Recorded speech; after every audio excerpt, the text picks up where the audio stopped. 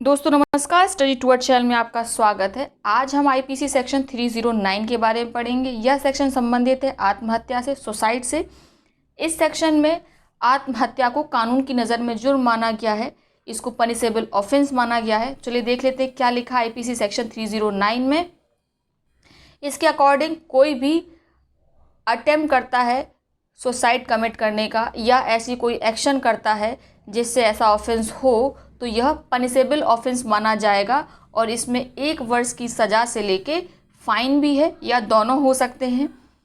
इसको कई बार कई लोगों ने प्रयत्न किया, सुप्रीम कोर्ट तक भी मामला पहुंचा, सरकार स्तर पर भी कोशिश की गई कि 309 को हटा दिया जाए, क्योंकि कोई व्यक्ति मानसिक रूप से परेशान है तभी ऐसा कदम उठा रहा है, तभी मरने जा रहा है। कोई नॉर्मल आदमी, हम आप तो मरने नहीं जाएंगे ना, परेशान नहीं है तो। यदि कोई मर रहा है और वो किसी कारण उसने सुसाइड अटेम्प्ट करने की कोशिश करी और वो बच गया, तो आप उसको समझाने बुझाने के अलावा क्या करोगे, और कानूनी दाव पेच में फंसा दोगे, तो इससे तो वो और परेशान होगा, है ना। तो उसको जेल की आवश्यकता नहीं है, उसको इलाज की आवश्यकता है। इसी तरीके से कई लोग सुप्रीम कोर्ट, हाई कोर्ट और सरकार के सामने आवाज़ उठाते रहे।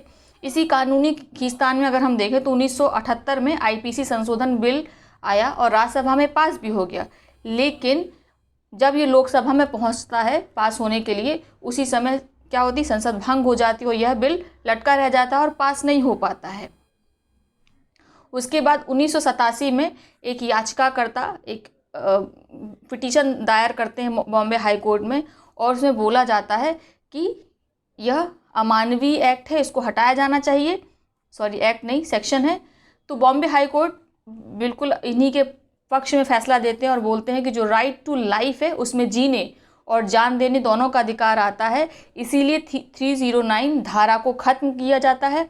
लेकिन इसको सुप्रीम कोर्ट ने 1994 तक तो बनाए रखा है, लेकिन ज्ञान कौर केस 1996 में जब 5 जजों की बेंच बैठती है तो उसने इस फैसले को पलट दिया, बॉम्बे हाई कोर्ट के फैसले को पलट दिया। उन्होंने बोला कि जो राइट टू लाइफ है, जीने का अधिकार है, उसमें जान देने का अधिकार नहीं आता है। ठीक है, जान देने का अधिकार शामिल नहीं है, ये फंडामेंटल राइट नहीं है जान देना। तो अतः धारा जो 309 है, सेक्शन आईपीसी सेक्शन 309 है, बिल्कुल वैध है, सही है। ठीक है, तो ये फैसले हुए। तो इसका मतलब अभी करंट में क्या सिचुएशन है कि अभी भी आईपीसी की धारा 309 अभी भी इफेक्ट में है, अभी भी वर्किंग है, अभी भी आत्महत्या करना एक कानून की नज़र में जुर्म है, पनिशेबल ऑफेंस है। लेकिन कंडीशन जब बदली, जब 2017 में mental health care act Modi government ने पास कराया, इसने जो सेक्शन 309 है उसके स्कोप को काफ़ी कम कर दिया। इसमें क्या कहा गया कि कोई व्यक्ति अगर सुसाइड अटेम्प्ट करता है या अटेम्प्ट करते हुए पाया जाता है तो उस व्यक्ति को जांचा जाएगा, यदि वो मेंटली बीमार है, दिमागी रूप से बीमार है, ठीक है, तो उसको मेंटल हेल्थ केयर प्रोवाइड कराई जाएगी, ना कि उसको जेल भेजा जाएगा। ठीक है, तो यदि कोई व्यक्ति अब सुसाइड करते हुए पाया जाता है तो बहुत कम चांसेस हैं कि उसे कानूनी दाव पेच में फंसना पड़े। मेंटल हेल्थ केयर, दिमागी रूप से बीमार है यह दिखाकर उसको मेडिकल काउंसलिंग दिलाई जाएगी, जिसमें उसको जीने, जो भी उसके दुख हैं या जिस कारण वो सुसाइड करने की कोशिश कर रहा था, उसको उसे निवारण कराया जाएगा। तो अब 309 सेक्शन जो है अभी भी स्टिल इफेक्ट में है, लेकिन मेंटल हेल्थ केयर एक्ट ने उसको स्कोप को काफ़ी कम कर दिया है।